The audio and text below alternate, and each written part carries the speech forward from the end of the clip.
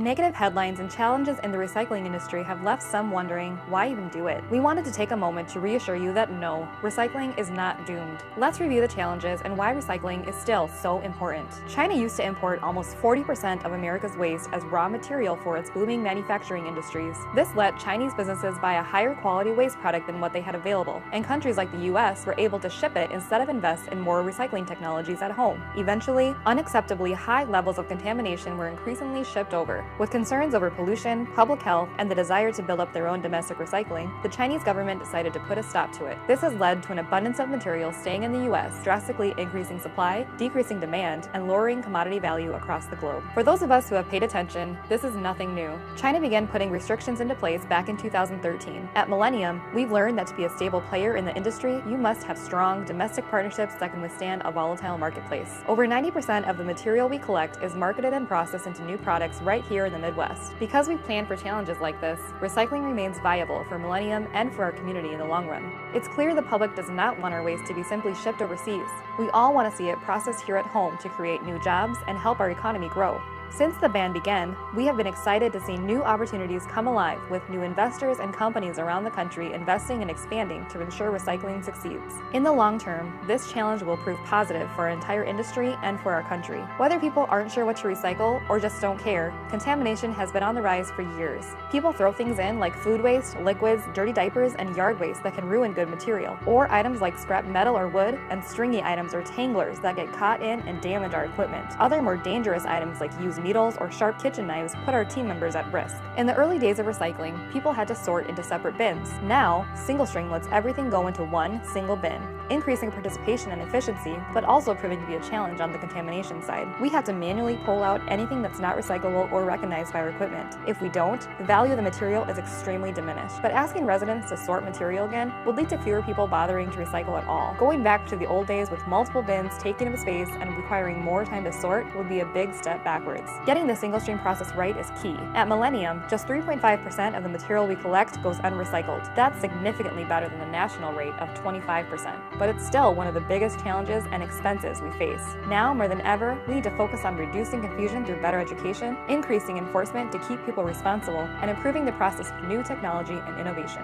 Our culture has become accustomed to taking natural resources, using them, and just throwing them away. Although recycling plays a huge role in reducing our waste, it's trailing behind the constant production of new packaging and products. Plastic is the biggest problem. Usually stamped with a chasing arrow symbol, many people assume it can all be recycled. However, that symbol does not mean something can be recycled. Many plastic products are made with mixed resins or loaded with chemicals that cannot be recycled. And with oil prices being so low, it can actually be cheaper for manufacturers to just use virgin plastic, increasing the ratio of non-recyclable plastic in our waste stream exponentially. Recycling has always been framed as the consumer's responsibility, but we throw out a lot of trash because we are sold and have access to a lot of trash. A big step towards solving our waste crisis would be a circular economy where manufacturers design materials for reuse rather than for disposal. If packaging and product designers would just visit and consult with recycling facilities, they could learn if their designs are truly able to be recycled before mass producing them. In a state like South Dakota, the availability of cheap and plentiful space makes it easy to continue burying our waste. To encourage haulers not to just dump it all, the city requires them to meet annual recycling standards. Sioux Falls businesses and residential units are also required to recycle, but trying to find a recycling bin at a gas station, restaurant, or apartment building is nearly impossible. It really does take a community effort to be successful, and we need to work together to make sure recycling is accessible to everyone. Many people believe recycling is free, when in reality, it can actually be very expensive.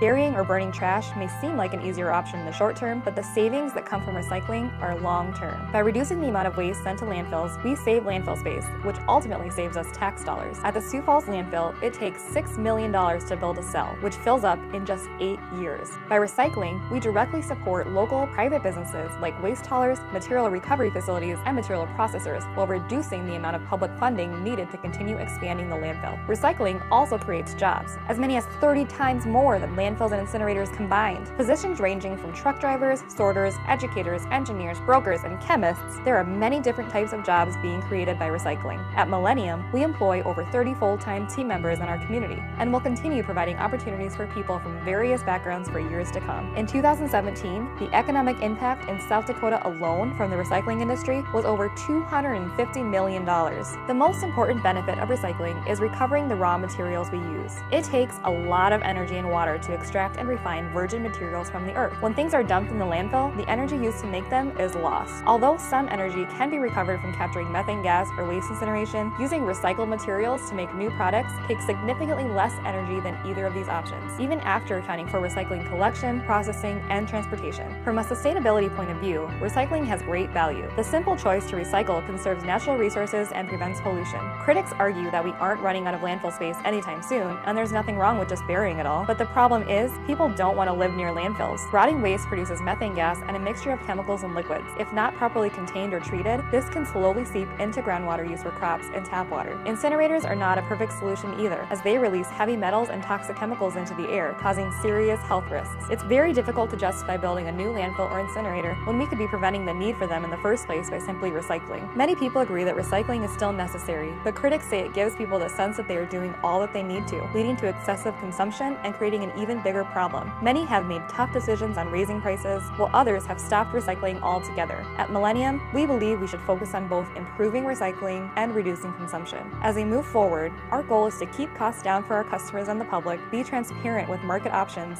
and continue driving education through community outreach. We can make radical progress, but we can't do it alone. For those who still believe, you can choose products you know are recyclable, arm yourselves with the facts, and continue to learn and participate in recycling. Consumer voice is very powerful and will ultimately determine how important recycling and waste diversion is in our community and in our world.